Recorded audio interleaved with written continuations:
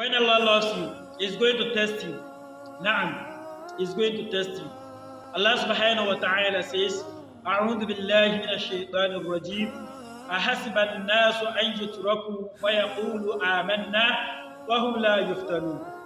Do the people think that they will be left and be saying that we believe and they will not be tested? Are they thinking that they will be saying that we believe and we, Allah subhanahu wa ta'ala, will not test them? No, it's not possible. Actually, when Allah subhanahu wa ta'ala is loving you, He is going to test you. Be expecting the test from Almighty Allah subhanahu wa ta'ala.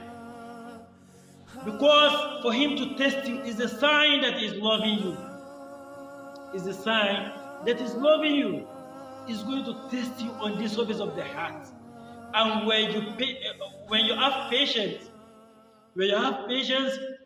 you are going to see His mercy on the hereafter.